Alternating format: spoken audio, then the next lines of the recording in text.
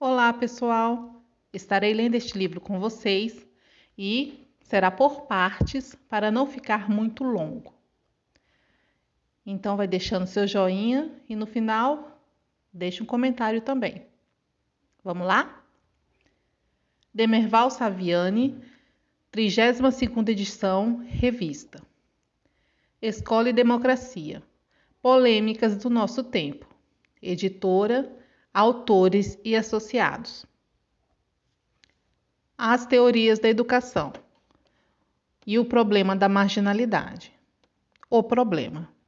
De acordo com estimativas relativas a 1970, cerca de 50% dos alunos das escolas primárias desertavam em condições de semi-analfabetismo ou de analfabetismo potencial na maioria dos países da América Latina.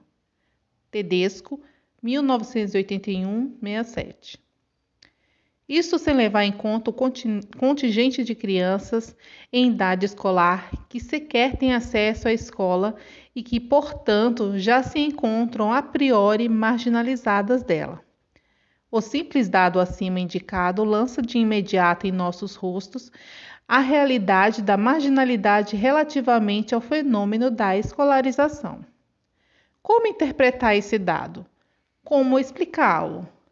Como as teorias da educação se posicionam diante dessa situação? Grosso modo, podemos dizer que no que diz respeito à questão da marginalidade, as teorias educacionais podem ser classificadas em dois grupos. Num primeiro grupo, temos aquelas teorias que entendem ser a educação um instrumento de equalização social, portanto, de superação da marginalidade. Num segundo grupo, estão as teorias que entendem que a educação um instrumento de discriminação social, logo, um fator da marginalidade. Ora, percebe-se facilmente que ambos os grupos explicam a questão da marginalidade, a partir de determinada maneira de entender as relações entre educação e sociedade. Assim, para o primeiro grupo, a sociedade é concebida como essencialmente harmoniosa, tendendo à integração de seus membros. A marginalidade é, pois, um fenômeno acidental, que afeta individualmente a um número maior ou menor de seus membros, o que, no entanto, constitui um desvio ou uma distorção que não se pode, como deve ser corrigida. A educação emerge aí como um instrumento de correção dessas distorções. Constitui, pois, uma força homogeneizadora que tem por função forçar os laços sociais, promover a coesão e garantir a integração de todos os indivíduos no corpo social. Sua função coincide, pois, no limite com a superação do fenômeno da marginalidade. Enquanto esta ainda existe, devem-se intensificar os esforços educativos.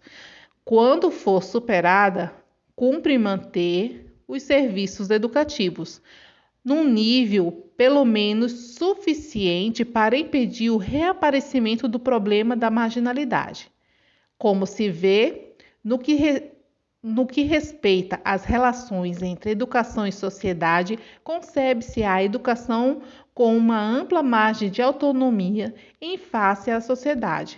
Portanto, que lhe cabe um papel decisivo na conformação da sociedade, evitando sua desagregação e mais do que isso, garantindo a construção de uma sociedade igualitária.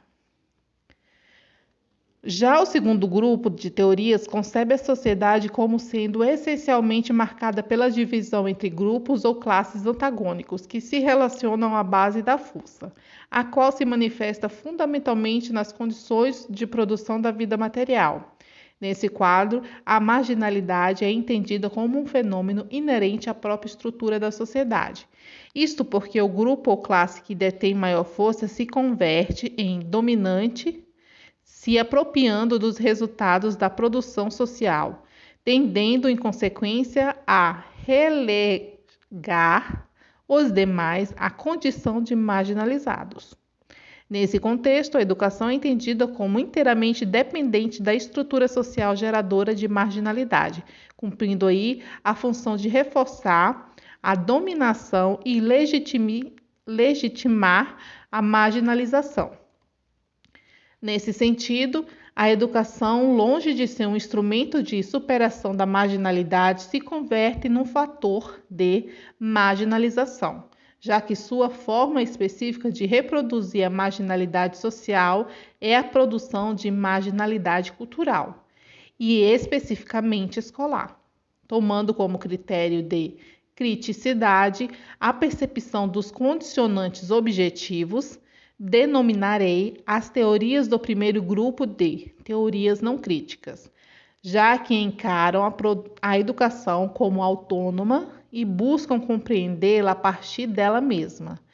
Inversamente, aquelas do segundo grupo são críticas, uma vez que se empenham em compreender a educação, remetendo-a sempre a seus condicionantes objetivos, isto é, aos determinantes sociais. Vale dizer, a estrutura socioeconômica, que condiciona a forma de manifestação do fenômeno educativo.